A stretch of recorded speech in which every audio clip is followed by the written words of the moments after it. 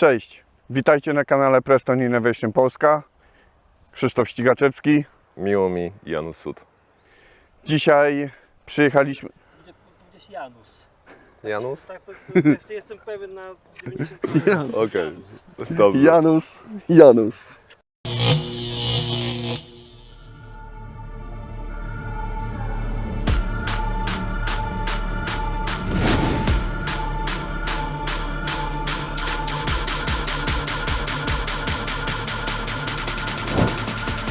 This is madness. This is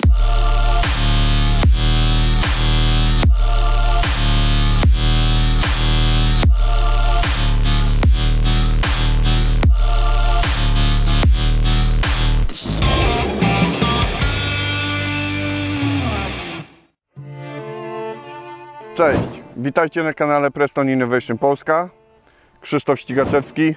Sud Janusz, miło mi. Dzisiaj przyjechaliśmy na łowisko Batorówka, gdzie spróbujemy połowić na bombfeder. A czemu tak, Janusz? Chodzi tutaj głównie o kontynuację filmu, który był w tamtym roku nakręcony na tym łowisku. Ja w tamtym roku pokazywałem Wam takie podstawy wędkowania na bombkę, ale w tym roku stwierdziliśmy razem z Krzyśkiem, że warto byłoby rozwiać najważniejszy spór, których występuje u wędkarzy, szczególnie na tym łowisku. Chodzi nam o porównanie dwóch takich najważniejszych, jakby powiedzieć, przynęt, które stosują wędkarze w czasie wędkowania na bombfeder, czyli Pelet 8. a ja kukurydza. Dzisiaj nasze wędkowanie będzie polegało na tym, że będziemy porównywać właśnie te dwie przynęty. Chcielibyśmy rozwiać właśnie, czy lepiej się sprawdzi pelet, który będzie stosować dzisiaj Krzysiu, czy kukurydzę, którą ja będę stosować. Więc zapraszamy Was serdecznie Do miłego oglądania. do miłego oglądania i na nasze stanowiska.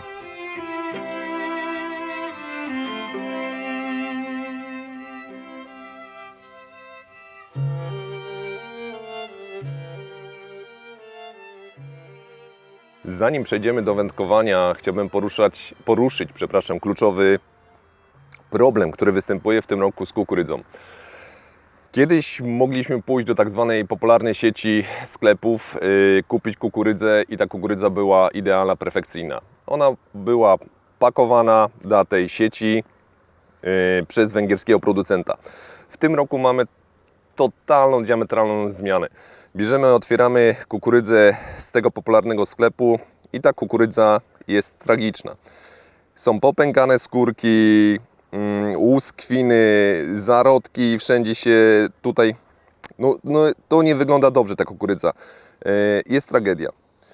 Biorąc węgierską typową kukurydzę, ona jest piękna, ładna, ma turgor.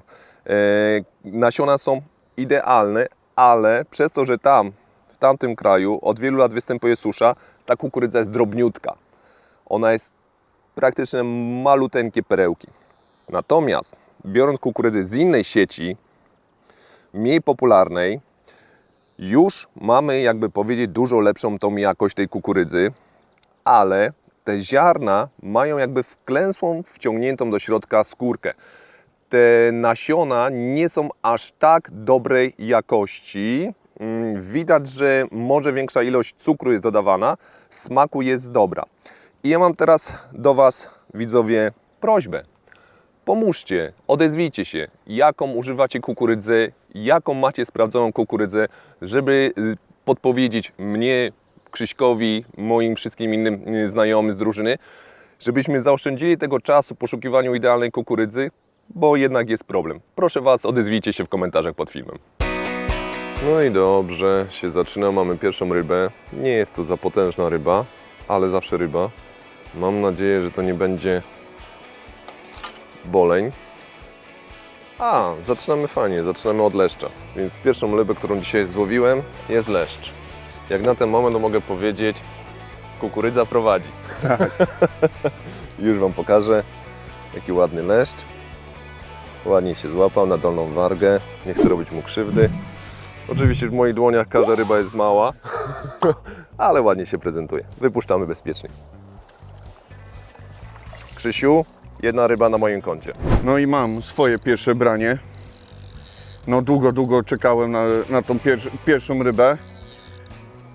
W przypadku Janusza, no Jasiu łowi na kukurydzę, więc kukurydza ściąga więcej ryb w łowisko. Pelet jest bardziej selektywny, a tym bardziej większy, bo używam 8 peletu Fin Perfectu i tutaj już musi przyjść konkretniejsza ryba, żeby miała ochotę pobrać ten pelet. Idzie pierwsza moja ryba. No i moja pierwsza ryba to lin. Ładna, zielona ryba. A co można powiedzieć o linach? Bardzo agresywnie biorą i nie tylko na bombkę, jak w tym przypadku tutaj na pelet, ale tak samo jeżeli byśmy łowili na inną metodę, to one bardzo mocno biorą i wariują strasznie. O, zobaczcie. To jest mój zielony kolega. Jaki ładny.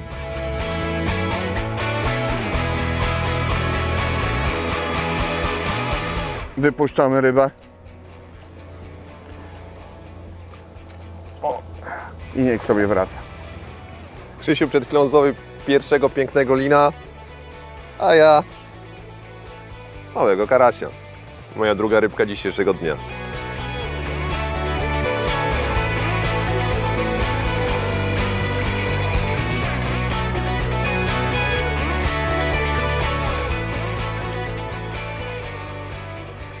Dzisiejszego dnia z Krzysiem umówiliśmy się tak, że łowimy na podobną odległość, czyli Krzysiu, ile to będzie? 12-15? No, coś takiego.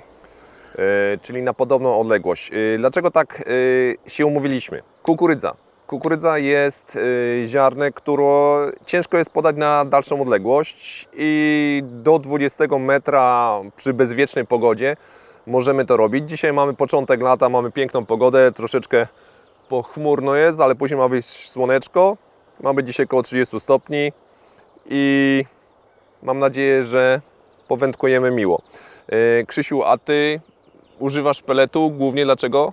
Pelet przeważnie w większości łowisk komercyjnych daje pewną stabilność na dnie. Poza tym jest bardziej selektywny aniżeli kukurydza, czyli ustawiam się od razu na większą rybę.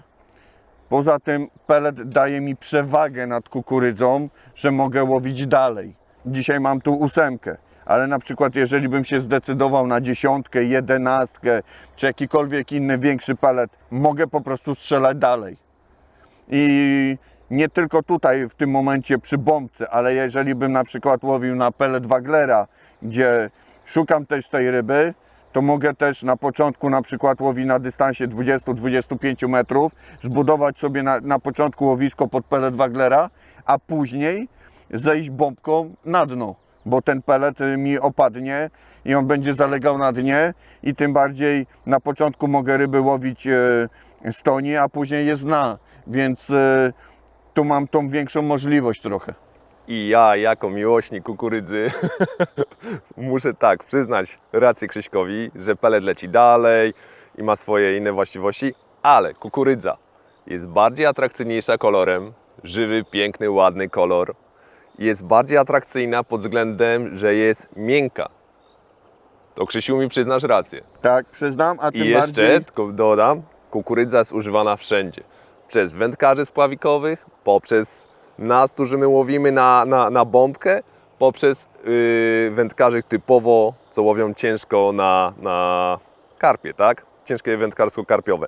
Także kukurydza jest bardzo znaną przynętą przez ryby, ale no tak jak Krzysiek powiedział, nie ma zdolności właśnie lotnych. I to, co ja Wam powiedziałem na samym początku, że proszę Was, żebyście mi podali, podpowiedzieli może, która kukurydza jest dobrej jakościowo, bo używając tej kukurydzy, która jest fatalnej jakości, nie mamy powtarzalności tych strzałów, tak? Że jedno ziarenko poleci dalej, drugie poleci bliżej, łuskwina, o, mieliśmy fajną obcierkę, nie łuskwina, przepraszam, skórka poleci gdzieś bliżej, a na przykład tak jak to Krzysiu, Twój pelet co jest? powtarzalny Tak.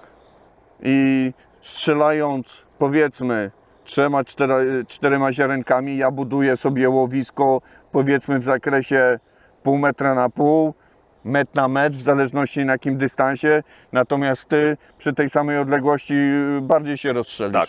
I tu jest właśnie przewaga w tym momencie, to przyznam Ci w pełni rację, że tutaj masz większą przewagę w porównaniu do mnie, jak ja strzelam kukurydzą, że u mnie jest duża większa rozbieżność w strzelaniu w porównaniu tego, co jest u Ciebie. Ty masz większą precyzję. Tak jak wspomniałem wcześniej, pelet jest bardziej selektywny.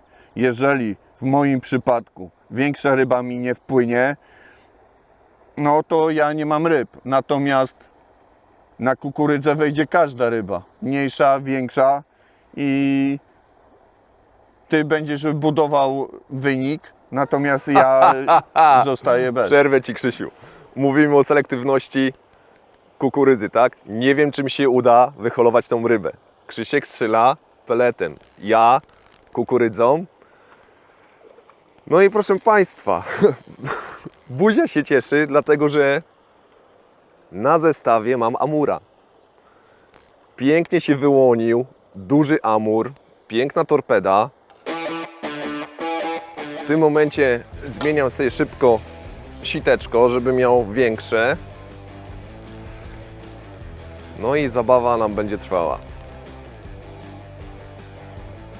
Najważniejsze w amurze jest ją scholować, przepraszam, najważniejsze jest scholować tą rybę w miarę szybko i podebrać za pierwszym razem, bo inaczej amur nam dostaje drugiego życia i wyskakuje nam z podbieraka. Czy mi się uda? Nie wiem, to jest tylko teoria, a w praktyce różnie bywa. Na pewno moja ryba teraz jest u Krzyśka w łowisku. Krzysiu, uważaj, bo możesz mieć nieoczekiwane obcierki. No i teraz wypożysz mi wszystkie ryby. To nie było zamierzone. Jasiu, a ile ziarenek zakładasz kukurydzy? Krzysiu, ja zakładam jedno ziarenko kukurydzy.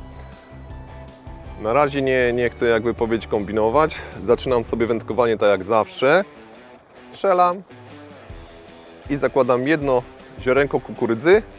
Tylko wiesz, Krzysiu, ja to zawsze wybieram sobie ziarenka kukurydzy, które mają dookoła ładnie założoną, nie założoną, które się, przepraszam, Ładną bo bielinę mają. skupiam się na holu.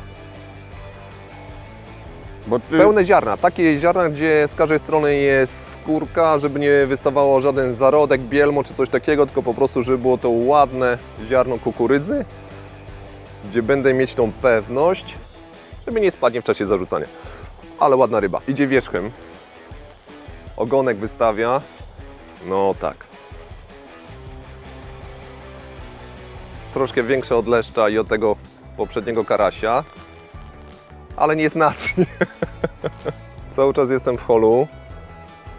Ryba jest daleko, ale przyjechałem dzisiaj połowić rybki, więc nie zapominajmy o tym, że cały czas budujemy pole nęcenia. Czyli co? Wędeczkę pod dupeczkę i jeden, drugi strzał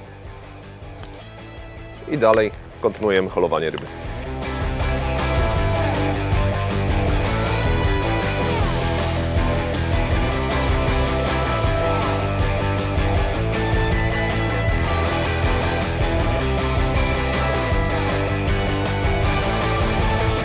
Krzysiu, klikaj rybki.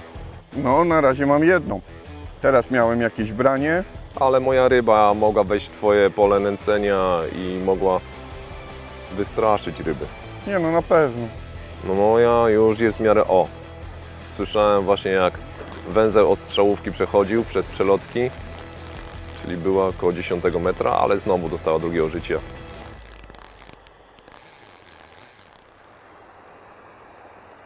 No i teraz jeśli mi się uda ją podebrać za pierwszym razem, to jestem w domu. Ale nie wiem. Często, gęsto ludziom wyskakuje, dobra.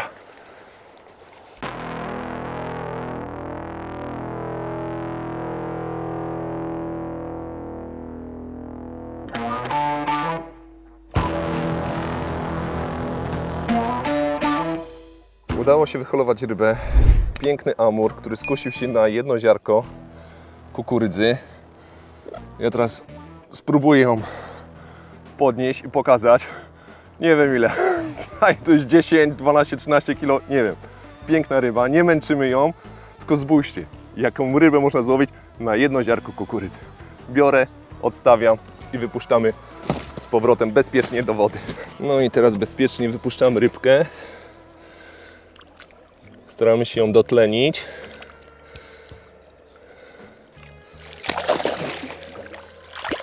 Dziękuję. I mam nadzieję, że niedługo się zobaczymy ponownie. Uśmiech jest na twarzy. Powodzenia, Krzysiu!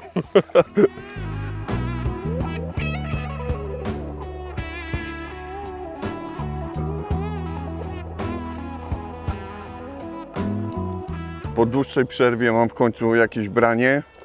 No i Janusza Amur zdemolował mi łowisko trochę. I przez dłuższą chwilę nie miałem ani obcierek, nic się kompletnie nie działo, ale w końcu jakaś ryba się pojawiła. Nie jest jakiś to potwór, strasznie waleczne, ale co to będzie, zaraz zobaczymy. No fakt, żeby Janusza Amura przebić, no to nie wiem, co bym musiał to dzisiaj złowić. Może większego Amura, ale generalnie to raczej będzie ciężko. Dobra, co my tu mamy? Mamy małego karpika. O. I uciekł. No, drugą rybę mam, mikrokarpik, waleczny strasznie. I co, łowimy dalej. Będzie to średniej wielkości ryba, ale daje już nam poczucie fajnej walki. Ciekawe. Wyskoczyła nam lekko do góry. No i fajnie, delikatnie holujemy. Co to będzie? Podejrzewam, że niewielkiej wielkości karpik. O, nie taki wcale maleńki. I ciach, jak motyla. O, jednak jeszcze ma dużo energii. Ja mówię o swoim, A w końcu swojej u zdobyczy. mnie coś większego. Nie będę męczyć ryby. Jest to średniej wielkości karp. Tak się prezentuje, szybko wypuszczam. I widzę, że Krzysiek też holuje rybę. O, spadła. No niestety moja kolejna ryba spadła. Był to szalony lin. Zrobił kilka mega skoków nad wodą i niestety się spiął.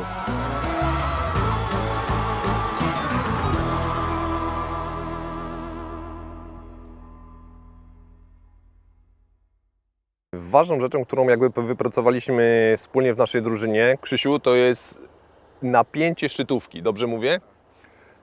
Nie robimy czegoś takiego, nie wiem, czy będzie widać, że tak mocno napinamy tą szczytówkę, że jest wygięta, tylko staramy się, żeby ta szczytóweczka była lekko naprężona, delikatnie, bądź wręcz prosta. Dlaczego tak robimy?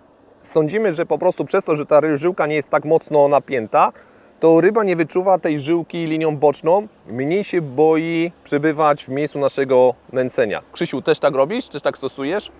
Tak, sądzę, że żyłka wtedy idzie bardziej po dnie i ta ryba po prostu o nią też nie zahacza, bo czasami jest tak, że w tym łowisku jest sporo tych ryb i gdzieś jak przepływają, no to zawadzają no, tą żyłkę i też uciekają na złowiska. Fakt, to też zależy wszystko od powiedzmy łowienia, miejsca, w którym łowimy, bo często jest tak, że nie da się po prostu zrobić tak, żeby ta żyłka powiedzmy szła luźno, bo nie wiem, łowimy na wysokim brzegu, mamy dużą głębokość pod nogami i ta żyłka idzie gdzieś tam w pionie, więc nie zawsze to powiedzmy się sprawdza, ale generalnie w takiej sytuacji jak tu mamy, gdzie mamy powiedzmy wędkę blisko tafli wody i mamy dość płytko, to bardzo znacznie poprawia łowienie, a tym bardziej nie odstrasza ryb w łowisku. Dokładnie, podsumowując, spróbujcie w taki sposób trzymać szczytówkę i dajcie znać, czy Wam to się sprawdza, czy widzicie większą ilość brań, czy u Was to działa podobnie tak jak u nas. Nie wiem, czy to widzicie, ale właśnie spojrzałem na Krzysia, miałem fenomenalne branie, Branie typowo bombkowe, czyli pełne ugięcie wędki. No i mamy rybę, która nam skacze, wyskakuje mocno do góry. Fenomenalnie. O, miło. Właśnie o takie hol nam chodzi. Nie wiem, czy widzicie, jak wędeczka ładnie się wygina, jak pracuje. Szybki, ładny hol. Podebranie. I co mamy? Mamy zieloną rybkę. Czyli to, co wcześniej Krzysiek powiedział.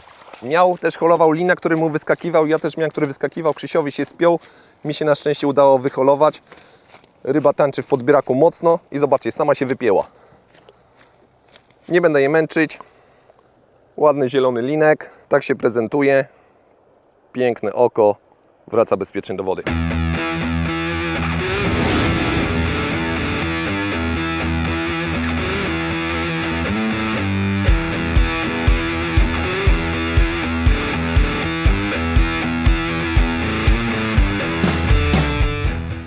Co masz?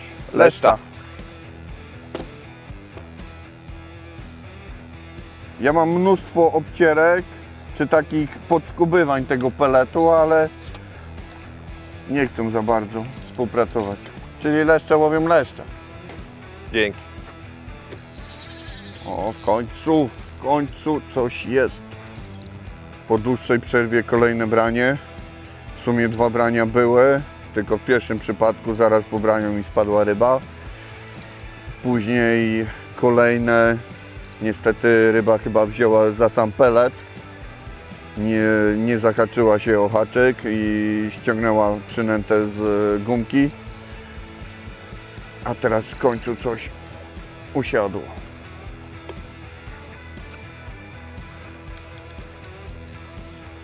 O, mały karpik.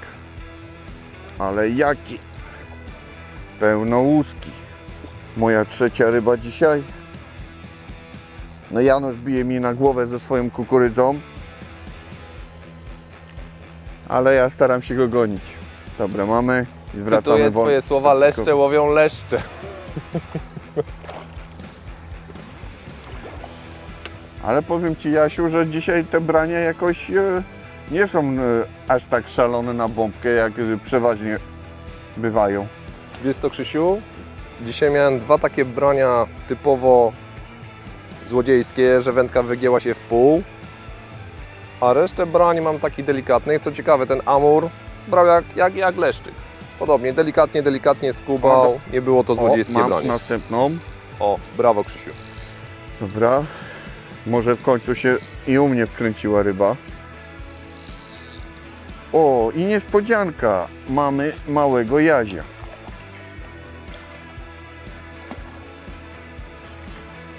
Ty kurde. Jaś czy nie jaś? Bo to w sumie szczerze powiem Wam, że to jest płoć, a nie jaś.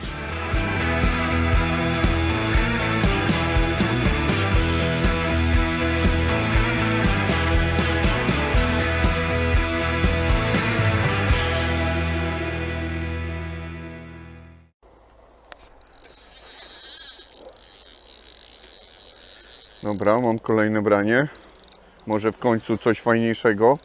No i chyba jest fajniejszego. Dobra. Jest większa ryba, w końcu. W końcu jest większa ryba. Osa, spadaj ode mnie. Jasiu gdzieś tam z kukurydzą bardziej prowadzi, tym bardziej jego amur zrobił dobrą robotę. U mnie na pelet niestety tak kolorowo nie jest, ale w końcu ta ryba przyszła i do mnie i może będzie ładniejsza ryba teraz. Ale powiem Wam jedną ciekawostkę, bo dzisiaj sam się z tym pierwszy raz spotkałem, że na pelet 8 wzięła płoć. I to duża płoć, gdzie na tyle czasu, co wędkuję, jeszcze nie miałem nigdy takiej sytuacji. I co tu mamy? Kurde, no i myślałem, że mamy jakąś większą rybę, a mamy lina wariata. Kolejnego. I rybce zwracamy wolność i wypuszczamy ją.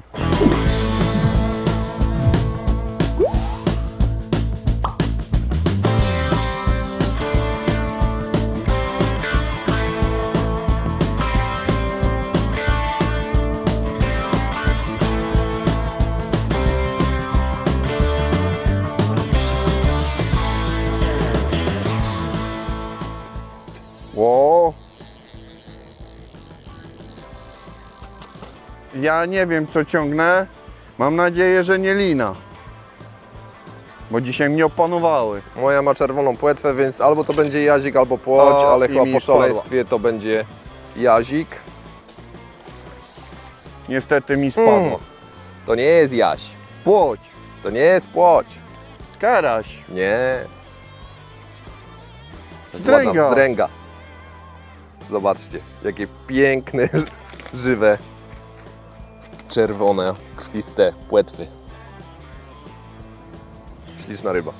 Niepowtarzalna ryba, która nie da się pomylić z inną. Wraca szczęśliwie do wody.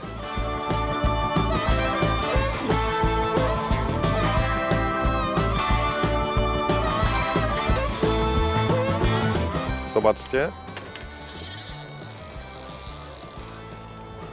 Chciałem Wam powiedzieć o procach, ale w tym czasie Krzysiu holuje rybę, ale Wam opowiem o swojej procy. Ja cały czas pozostaję przy swojej ulubionej procy. Nic się nie zmienia. Uwielbiam ją, najdelikatniejsza, jaka jest z gamy Prestona. Moja ulubiona proca. Dlaczego jej używam? Pasuje mi. Dobrze mi leży w ręku. Mam powtarzalność przy strzelaniu kukurydzą.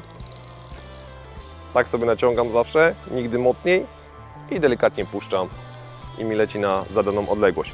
Krzysiu używa całkowicie innej procy do strzelania peletem, ale to dopiero jak wyholuje rybę. Krzysiu, którą holujesz rybkę już teraz? W sumie 5 mam złowionych. Kilka mi spadło, więc jeżeli się uda wyciągnąć, to będzie 6. 6. Ja mam 7 ryb, też kilka spiąłem, no ale liczymy te, które mamy, jakby powiedzieć, wyholowane. Co sądzisz, że Krzysiu masz? Karpika? Nie, Linka? znowu mam lina. Tylko teraz większego, ładniejszego. Nie, dzisiaj mnie obsiadły liny. Widać, że ten pelet pasuje im niemiłosiernie. Krzysiu, lepiej liny niż muchy. Tak. Mam kolejną rybę, kolejnego lina w sumie już. Dzisiaj widzę, że liny mnie obsiadły trochę. Wypuszczamy. Niech wraca do wody. W sumie jest to moja 6. ryba. Widać przyjemność po linie. Ja, tak jak Jasiu wspominał, Jasiu używa delikatnej procy. Ja używam tej trochę mocniejszej, ze względu na fakt, że często też poza peletem i kukurydzą też używam grubszego peletu. Tą procę używam w miarę uniwersalnie i pod pelet Waglera, i pod bombkę, więc w moim przypadku bardziej mi pasuje, bardziej mi leży w ręku, a tym bardziej jest dla mnie uniwersalna. A koszyczek powoduje, że bardziej precyzyjnie strzelam peletem, jest sztywniejszy. Dla mnie ta bardziej mi pasuje i ja jestem z niej bardziej zadowolony. Czyli podsumowując, Krzysiu, Ty używasz nowej serii Dura, a ja używam starszej serii Match, czyli ja jestem tradycjonalistą, a Krzysiu idzie za postępem. W nowości. Ja Nowości. lubię nowości, ja lubię gadżety.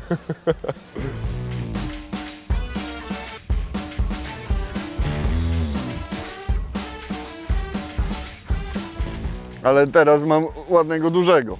No tak jak wspomniałem wcześniej, liny mnie dzisiaj polubiły. Okazuje się, że pelet dzisiaj liną bardziej pasuje niż kukurydza. Dobra, wypuszczamy zieloną piękność. W sumie już to dzisiaj moja 7. ryba, ale też kolejny lin.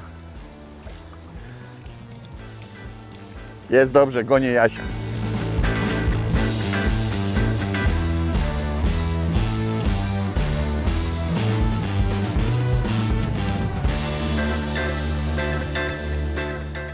Krzysiu, wie, że tam ktoś łowi na bata? Na bata? A się zapatrzyłem na tamtego, jak łowi na bata. O! Ja holuję rybę i również Krzysiu holuje rybę. Dzisiaj łowimy na te same wędki, czyli na Łązy 7 stóp, ale na sprzęt różni się jedną rzeczą. Krzysiu, jaki masz kołowrotek? Extremity 520. Tak jest. Ja mam nowe centrisy. Krzysiek, też mam lina. Ty, no dzisiaj nas obsiadły. To jak powiedziałem, lepiej liny niż muchy.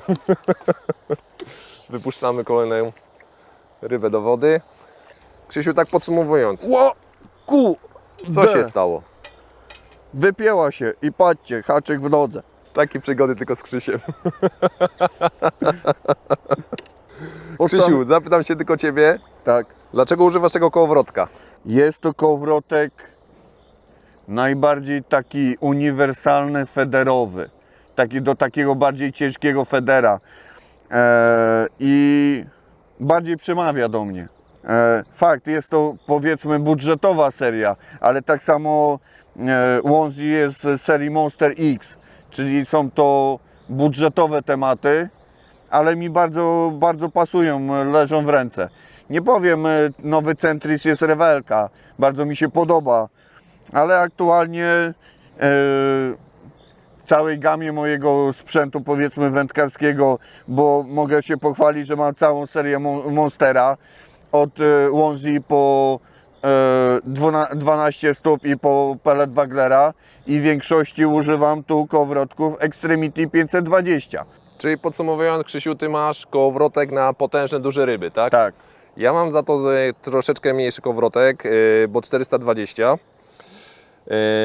Co mogę powiedzieć o tym kołowrotku? Za dużo nic. Dlatego, że to jest drugi raz, który ja go testuję. Jest to nowość na rok 2024. Cieszę się, że posiada te same właściwości, które tamten kołowrotek, wcześniejsza wersja jego. Podoba mi się, że fajnie szybko składa się korbkę, rewelacyjne rozwiązanie. Jest tutaj szybki hamulec. Na pewno znajdzie wielu zwolenników, troszeczkę przeciwników. Należy się z tym oswoić. Sam sobie cały czas robi fajne, fenomenalne wrażenie. Podejdź do mnie, Michał, ja Ci pokażę, jaki mam problem, który nie ma Krzysiu. Chodź, zobacz, ile ja mam tutaj latających zwierzątek. Każda osa lubi słodkie przysmaki i w mojej kukurydzy jest ich dużo. Krzysiu, czy Ty w peleciu się masz jakąś osę? Nie, Brawo Ty. ale, Ja ale, mam przyjaciółki, które cały czas są wokół mnie. ale mam kubek z herbatą i tu kurde już kombinują jak się dobrać do niej. Także uważajcie, jak w sezonie letnim będziecie łowić, żeby Was jakaś osa przypadkiem nie urządliła.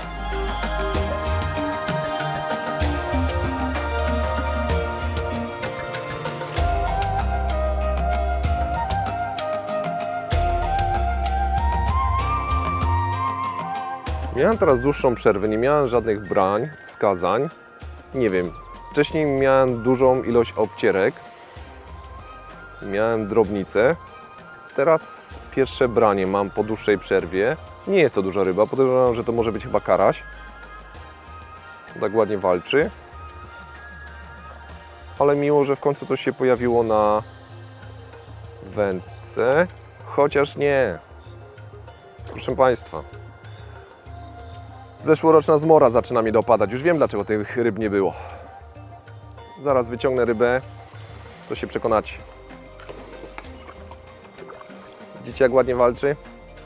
Co tak ładnie walczy? Michał, co tam widzisz? Olej! Tak jest. Pojawił nam się boleń.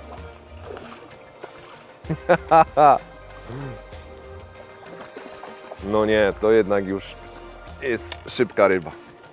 Także Krzysiu, już wiem, dlaczego nie miałem ryby tak dłuższy czas. Dlatego, że pojawił mi się boleń. Ten bolon w porównaniu do tamtego roku urósł. Jest o wiele większy. Po prostu urósł. Pokażę Wam, jak on teraz wygląda. Jest takiej wielkości. Robi wrażenie już. Więc Krzysiu, albo będę odławiać teraz same bolenie, albo one sobie popłyną i przypłyną inne ryby. No zobaczymy, czy nie przejdą do mnie. Krzysiu, prowadzę. Po zeszłym roku miałem od Was, po filmie z tamtego roku, przepraszam, odnośnie bombki, miałem od Was kilka pytań, a jedno pytanie powielało się często, które w ogóle nie miało nic wspólnego z wędkowaniem. Było pytanie, Co to jest? Proszę Państwa, jest to po prostu mój zlewik, nic poza tym. Ja tutaj trzymam sobie wodę po złowieniu ryby, moczę i zawsze tu mam ręczniczek. Czy jest to wygodne? Fenomenalne jest to przy wędkowaniu na method feeder, wtedy gdy nabijamy sobie foremkę, podajniczek i mamy rękę brudną w zanęcie. Szybki ruch i ręczniczek.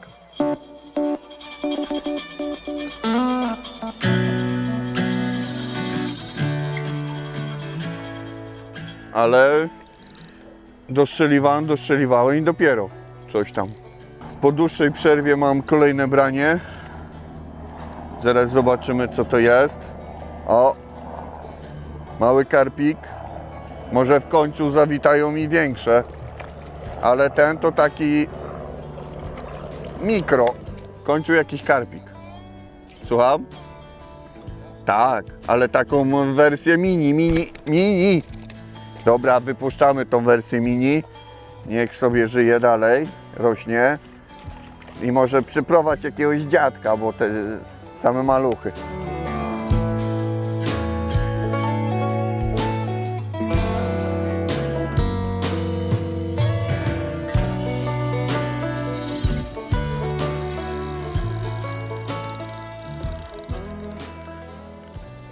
No i teraz była sytuacja, że zapomniałem rozkręcić hamulca.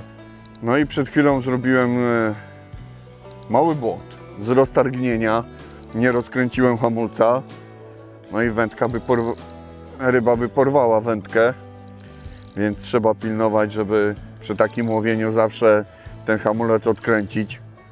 Zdawało mi się, że zostawiłem odkręcony, ale niekoniecznie. I było mocne branie.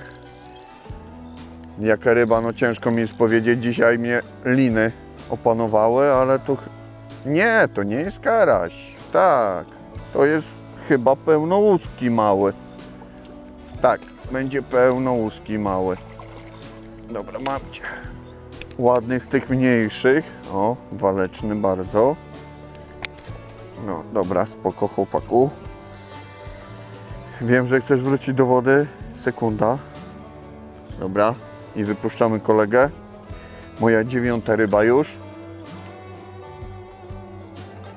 Chodź tu. O, ładnie.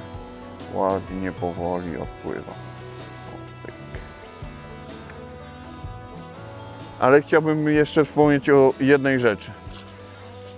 Fakt.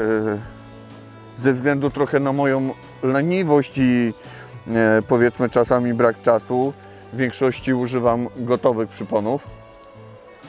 I tutaj mamy 12 na hakach KKMB. Zawiązane są na żyłce 0,19 Reflow Power. I naprawdę uważam, że to są, jeżeli chodzi o gotowe przypony, świetnie zrobione i zawiązane, jest to świetnie zawiązany temat, ponieważ bardzo mocno mi się sprawdzają. Odkąd pamiętam, ich używam i w bardzo tylko sporadycznych sytuacjach gdzieś mnie zawiodły, ale to przeważnie na bardzo dużych rybach. No ale jeżeli już zakładamy żyłkę 0,19, a chcemy wyciągnąć bardzo dużą rybę, no i tak mamy duże prawdopodobieństwo, że możemy tą rybę stracić, ale osobiście uważam, że są świetne. Po zeszłorocznym filmie dostawałem od Was też jeszcze wiele różnych pytań. Oczywiście jeśli macie te pytania, to zadawajcie, możecie pisać pod filmem bądź w wiadomości prywatnej do mnie. Chętnie nawiążę z Wami kontakt, współpracę, odpowiem Wam na Wasze pytania. Ale pojawiało się kilka pytań, czy zamiast kukurydzy można używać innej przynęty? Oczywiście jak najbardziej można używać innej przynęty. Często może nie ja, ale inni wędkarze stosują po prostu twardą przynętę typu wafters bądź po prostu przynętę tonącą. Było pytanie, czy można też stosować innego koloru przynętę. Tak, jak najbardziej. Często się sprawdza tak, że strzelamy kukurydzą, a na końcu mamy zestawu przynętę koloru pomarańczowego w dni słoneczne. No dzisiaj to nie ma aż tak dużego słońca, ale też to się sprawdza. Więc pamiętajcie, warto jest kombinować, sprawdzać i testować. Nie trzymać się od początku do końca takiego samego, jakby powiedzieć, że robimy jedno i nie kombinujemy. Nie, bombka daje nam duże też pole do popisu. Dzisiaj, tak jak na samym początku Wam powiedzieliśmy, łowimy tym, co mamy w pudełeczkach. Tak, Krzysiu? Czyli Tak. Ty masz dzisiaj, zakładasz Pelet, twardy pelet, ósemeczkę, tak? Tak, pelet ósemkę. Ja zakładam jedno ziarenko kukurydzy. Jeszcze nie próbowałem dwóch, na razie trzymam się jednego ziarenka kukurydzy. Po prostu chcemy sprawdzić, jak ryby dzisiaj będą reagowały lepiej. Czy na pelet, czy na kukurydzę. Krzysiu, mam do Ciebie jedno pytanko. Jak Twój zestaw jest zbudowany? Bo widzę, że jak Ty wrzucasz swój zestaw do wody, to jest takie większe plum. U mnie jest taki delikatniejszy. Ja używam u siebie obciążenia 15 gram, dlatego że ja lubię tak troszkę bardziej finezyjnie, żeby było delikatnie plum, żeby nie odstraszało tych ryb, porównywalnie do jak wpada kukurydza. A u Ciebie widzę, że tak głośniej jest. Ty masz większe obciążenie założone? Tak, ja mam 30. A czemu masz 30? Z tego względu, że uważam, że przy bardzo gwałtownych braniach, takich mocnych odjazdach, ten 30-gramowy ciężarek powoduje to, że lepiej ryba się zapina, zahacza i ten haczyk się mocniej wbija. Wiele razy łowiłem też takimi lżejszymi, przeważnie 20 i miałem niekiedy sporo brań, ale ta ryba gdzieś była bardzo delikatnie zahaczona, a 30 powoduje to, że ten zestaw, ten ciężarek leży bardziej na dnie, to jest cięższy i przy gwałtownym szarpnięciu ta ryba lepiej się zapnie. Troszeczkę inaczej myślę niż Krzysiek. Raczej nie wiem, czy będę chciał się skłonić, żeby założyć cięższy ciężarek, więc widzicie, ja łowię 15 gram, Krzysiu łowi 30, więc warto sprawdzać i róbcie coś tak, żeby pasowało Wam.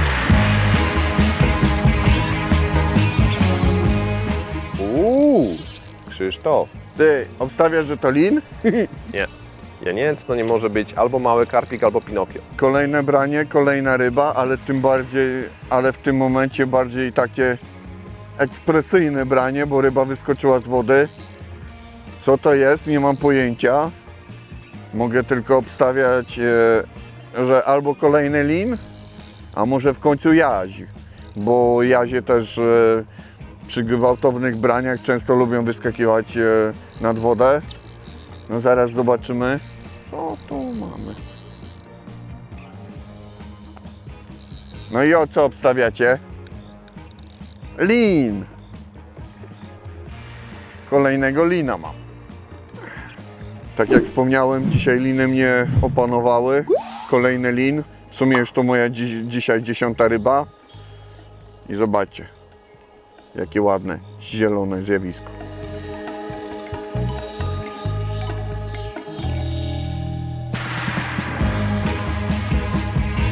No i poleciał do wody.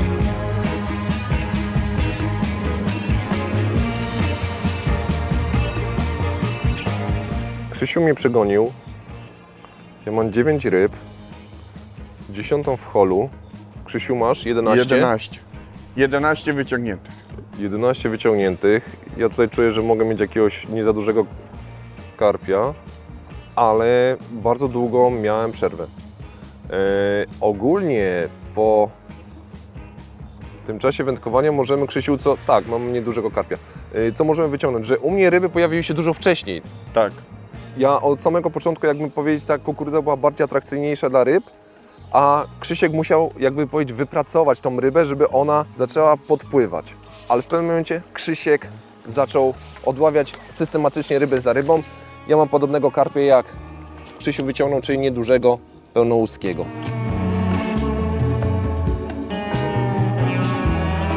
Taki oto nie za duży karpik. Jak zwykle w mojej dłoni ginie.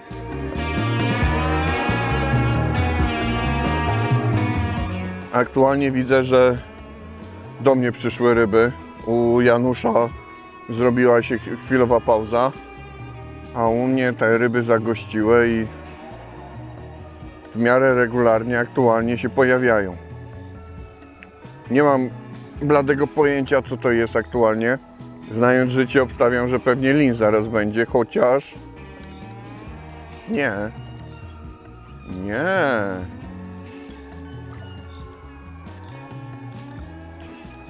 Obstawiam, że jest to chyba boleń. Był boleń. Tak. Miałem bolenie na zestawie, czyli od Jasia przeszły teraz do mnie bolenie. Ale ładny był. Ładny, duży boleń, więc no, ryba nie zaliczona, bo nie wyciągnięta, ale łowimy dalej.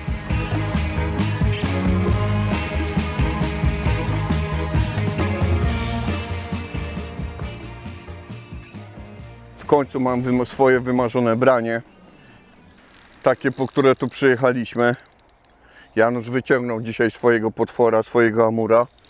Ja miałem same małe ryby, a teraz w końcu coś przyszło dużego. Przypuszczam, że to jest karp. I to duży, ale no dopiero jak wyholuje, zobaczymy.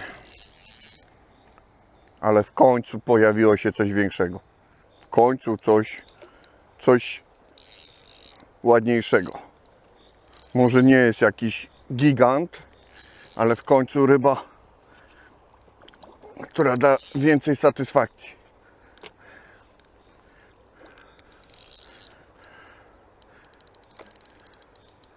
Dobra, chodź do mnie. Dobra, powoli. Powoli.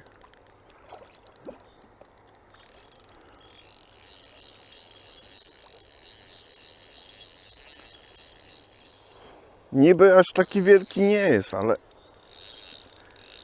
silny. Dobra, chodź. Czekaj, wstaniemy. Tu dość płytko. Dobra, mam cię. No trochę większy niż pozostałe, jakie były dzisiaj.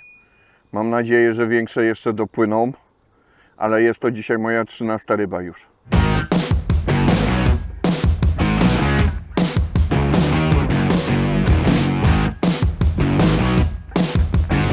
Mała sesja zdjęciowa była, teraz rybkę wypuszczamy do wody. Niech odpływa.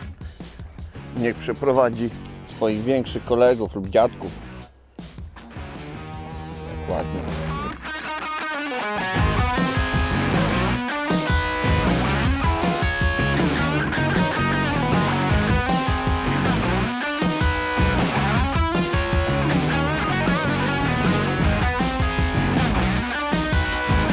Kolejne szybkie branie, ale bardzo nietypowe jak na dzisiejszą sytuację, bo wyprostowało mi szczytówkę. I mam wrażenie, że jest to albo amur, albo boleń, ale w tym momencie ciężko mi jest powiedzieć. Dobra, chodź do mnie. Jednego już dzisiaj spiąłem, ale może w końcu się uda wyholować następnego.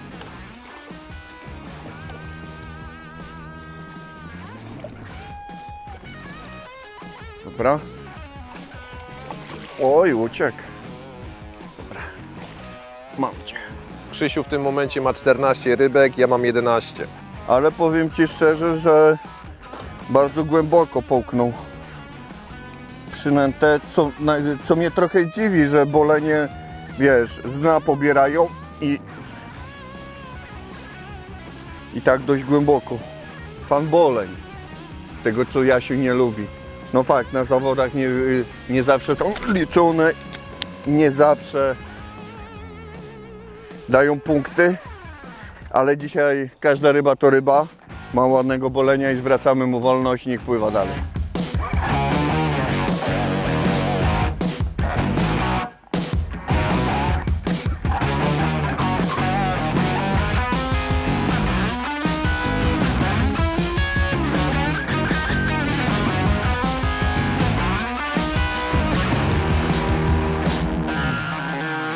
Dawno mnie z Wami nie było, to fakt, bo miałem długą przerwę. Krzysiu miał teraz swoje naprawdę dobrych minut holowania ryb.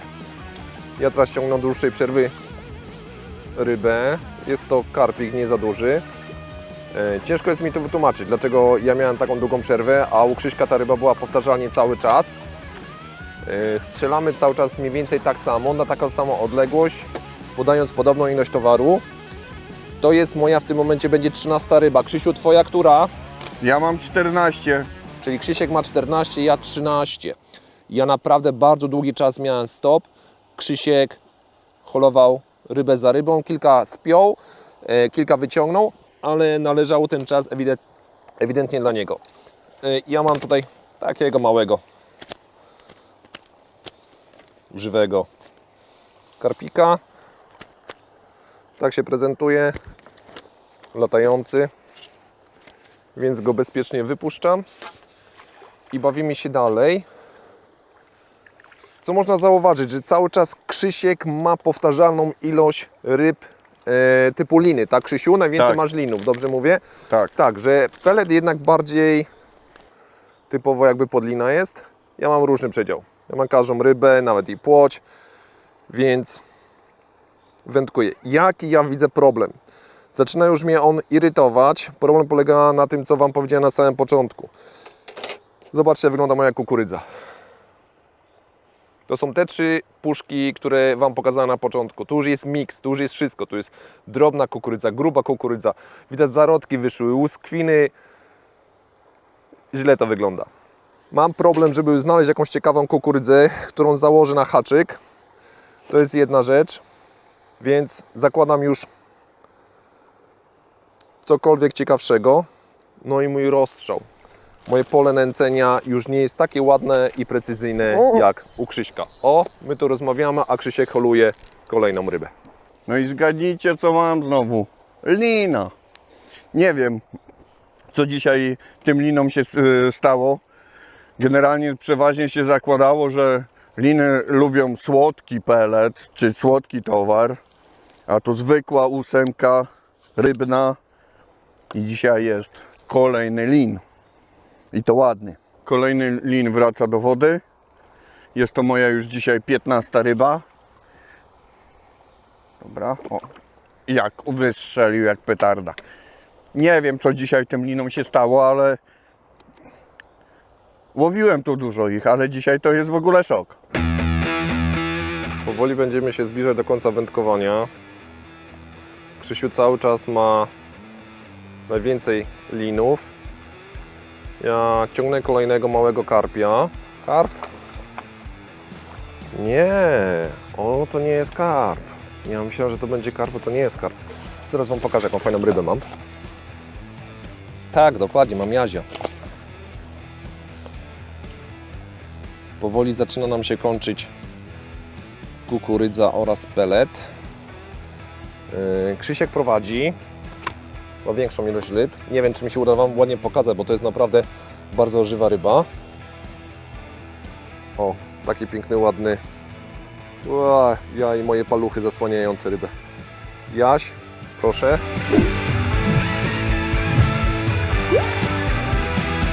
I powolutku sobie rybka, no nie tak powolutku, szybko rybka wróciła do wody. Zostało nam jeszcze kilka minut wędkowania. Krzysiek jest szczęśliwy, bo jego pole nęcenia cały czas jest ładnie odwiedzane przez rybę. Właśnie teraz słyszę, że Krzysiek holuje kolejną rybę. Ja nie mogę tego powiedzieć. Już zaczynam wyszukiwać ładniejszych ziaren kukurydzy. Mam problem z tym, ale no jeszcze tutaj coś znajduję, tak? Także Krzysiek nie ma tego problemu. Właśnie to, co ja powiedziałem cały czas od samego początku. Krzysiek wyjmuje jakiekolwiek ziarno, wałeczek peletu i zakłada. Ja muszę troszeczkę już poświęcić czasu. Czy ma to znaczenie? Zobaczymy na koniec, jak zrobimy podsumowanie, z Krzyśkiem obgadamy i Wam to wszystko przekażemy. Kolejne branie bardzo szybko, ale mam nadzieję, że rybę dokoluje. No ta ryba się tu ewidentnie kręciła i mam cały czas brania. Ale no co? Znowu zaparkował w podbieraku lin. Więc ja dzisiaj chyba stworzyłem stołówkę, linową stołówkę. Ewidentnie dzisiaj one tu zaparkowały i mają ochotę pobierać ten pelet. Co mam wam powiedzieć? Wędkowanie jest świetne, ale miałbym nadzieję, żeby coś innego jeszcze złowić. I wypuszczamy rybę. Jest to moja już 19. No fakt, bardzo dużo spinek zaliczyłem dzisiaj, ale przypuszczam, że dlatego, że to jest pelet 8 jest dość duży i te liny sądzę, że często bardziej chwytają za sam koniuszek peletu, aniżeli połykają cały zestaw i dlatego może są te spinki. Krzysiu wyciągnął swojego lina. Ja mam nadzieję, że nie holuje lina. Bo już dzisiaj nam wystarczy tych linów. A coś innego jest. Fajnie wzięło, ładnie wygięło wędkę. Uśmiech na twarzy się pojawił momentalnie. Przyjemność z wędkowania. Jest. Na bardzo fajnym poziomie dzisiaj. Tak, mamy fajnego małego karpika. Widzisz, Krzysiu, zobacz, ja na kukurydze pojawiają mi się częściej małe karpie, nawet on nie jest taki mały. Znaczy mały, gdzieś ma do 2 kg ten karp ma, więcej nie ma. Pojawiają mi się częściej właśnie karpie, a nie liny. A Ty cały czas masz dzisiaj typowe linowe wędkowanie. Nie za duży karpik. Szybko Wam pokażę, tak się prezentuje, wypuszczam i szybko gonię Krzysia, bo niedługo będziemy kończyć wędkowanie. Mam nadzieję, że go jeszcze chociaż minimalnie dogonię. No i dzisiejsza impreza powoli się kończy. To jest moja ostatnia ryba. Mam nadzieję, że uda się ją wyholować. Jak dobrze pójdzie, będzie 21.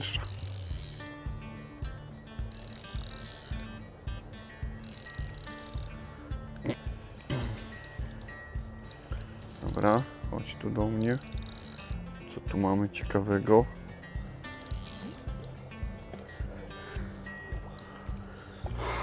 No nic innego jak lin.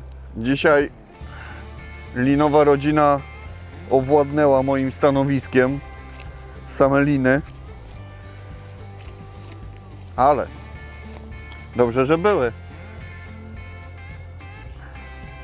Można było ładnie powędkować. Dobra, ok. Chwila, uspokój się. O. Moja ostatnia ryba na dzisiaj. Niech sobie płynie. O. No pokaż dzióbek. O, i jak ładnie poszło. Ostatnia ryba dzisiejszego dnia. Będzie to, mam 18, czyli to będzie 19 ryba. Nie jest to za duży potwór, ale jak każda ryba daje nam uśmiech na twarzy. Co to będzie? Karaś mały? Nie, to będzie lin.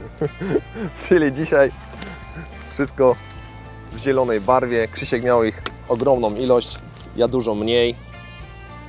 Więc ja kończę dzisiaj. O, jeszcze jak nam ładnie pobrał przynętę. Pokażę Wam moją ostatnią zdobycz dzisiejszego dnia. Wynikiem 19 ryb dzisiaj kończę wędkowanie.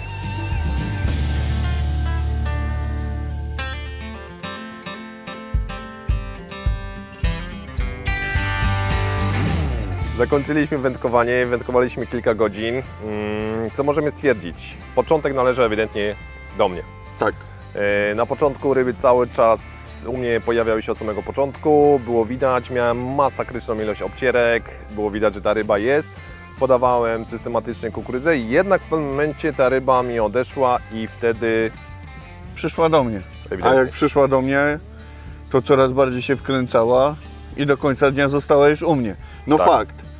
Ty na kukurydzę miałeś dużego amura. No piękna ryba, ogromna. Natomiast u mnie dzisiaj, o dziwo dla mnie, bo łowiłem na Fin Perfect 8. Zwykły pelet rybny, weszły liny. A Tak. zawsze się tak gdzieś zakładało, że liny lubują się w słodkim towarze czy słodkim pelecie, a tu dzisiaj zaparkowały tak, że nie wiem, z 15 sztuk miałem ich. Tak, i to jest prawda. I to właśnie tym możemy podsumować dzisiejsze wędkowanie, że Krzysiek na pelet miał praktycznie 70-80% miał samych linów. Ja Tak. miałem rozstrzał. Miałem wzdręgi, płocie, leszcze, karasie, ale miałem dużo więcej karpi w porównaniu do Ciebie. Tak, One ja- nie były duże, ale miałem więcej karpi. Wynik dzisiejszego wędkowania jest taki, że Krzysiek złowił 21 ryb, Tak. ja złowiłem dzisiaj 19 ryb. Nie ma aż tak dużej różnicy, jednak ja nie miałem tej powtarzalności na koniec wędkowania co Krzysiek. Czyli dzisiaj można podsumować, że wędkowanie należało dla Ciebie. I dziękuję za dobrą walkę, miły dzień, ale i tak gratulacje Tobie należą się za tego pięknego amura, bo jeżeli byśmy mieli wziąć pod uwagę wagę, to i tak Ty byś wygrał tym amurem, natomiast ilościowo ja miałem więcej ryb, Tak ale i tak szacun za tego amura, bo był piękny. Miło Buzia się cieszyła w czasie holowania i prezentacji tej ryby. Dziękujemy bardzo za poświęcony dla nas czas i pamiętajcie, odpowiedzcie na te pytania, które ja tam prosiłem na samym początku. I pamiętajcie, subskrybujcie kanał Preston Innovation Polska. Do zobaczenia.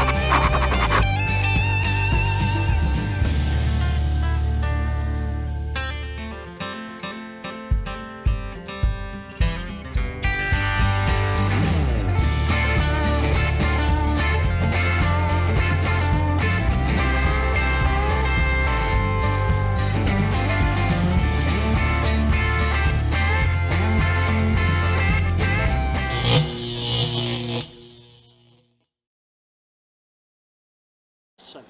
Ale w kamerę?